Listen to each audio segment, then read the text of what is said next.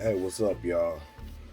So, I did a short about my 16-inch 300 Blackout a few days ago, and I kind of wanted to go into more details about it. So, this is my 300 Blackout, and this one I have my CQR stock and forward grip on here, or angle grip, whatever. So this is not classified as a pistol. The barrel is actually 16 inches. This is a rifle. Now, like I said before in my shorts, I did cut the handguard on it. As you can see, the original handguard came all the way to right here. So I wanted to make it shorter. So I just took my angle grinder and just, cut it. And I painted it, let it dry, baked it in my air fryer. To bake the paint on here. Anytime you're doing that on these, you want to bake the paint onto the firearm or whatever metal you're using so it can bind to it. But yeah, so I think with a cut on this rifle, it fits it more.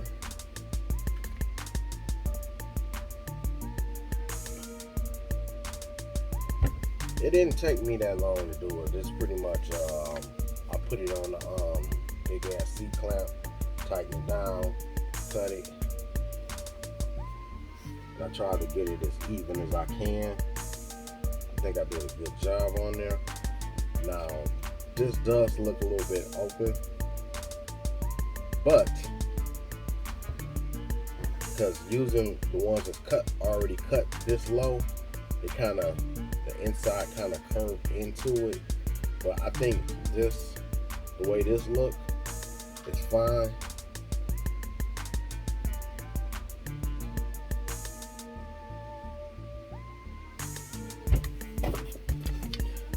I don't know if I want to do my 5.56 like this, but I think for this 300 Blackout with the CQR,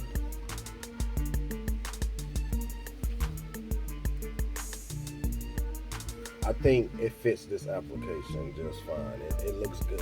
It fits it perfect. It's like it's made for it, the way it's set up. So I don't know. I don't think I would do my 5.56. But let me get that and show you right quick. Okay, so this is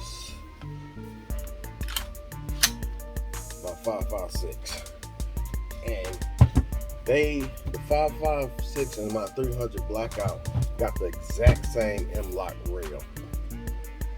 This is how long it came out before I did the cut. So they were this long.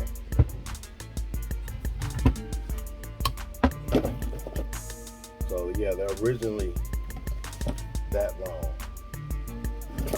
Also, by me doing that, it made the gun a little bit lighter. One day I do need to take it to the range and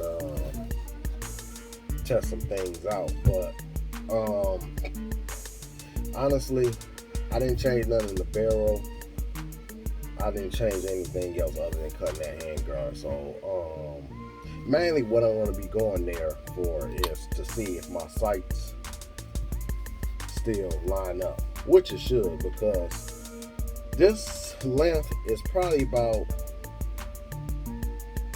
a little bit about this much longer than my 300 Blackout pistol. So the sight should be pretty much dead on still, even with this cut.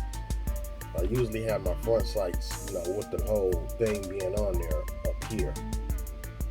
But looking at my optics,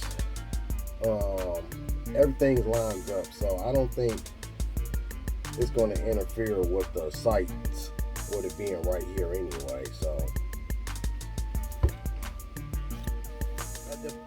would I recommend you doing that?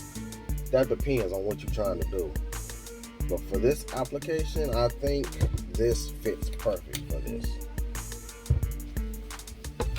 Now for my 556, I don't know if I want to cut that because this fits this application just fine.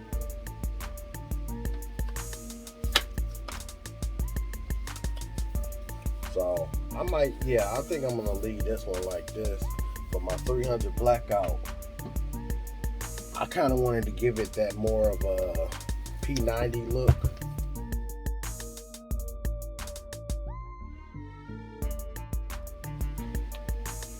Like a big ass P90. So I think this works perfect for this. I don't know. What do y'all think? Do y'all like it? Or nah? I kind of like it. I ain't gonna lie. I've been thinking about this before I made this cut for like a whole week. Like, should I cut my 556 or my 300 Blackout rifles? And I did the conclusion, it will look better on this one, on this build. So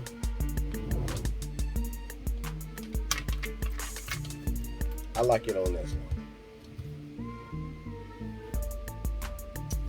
Yeah. Alright, so I just wanted to go into more details about this because I didn't really jump into my shorts. I couldn't because, the time limit on that. But yeah,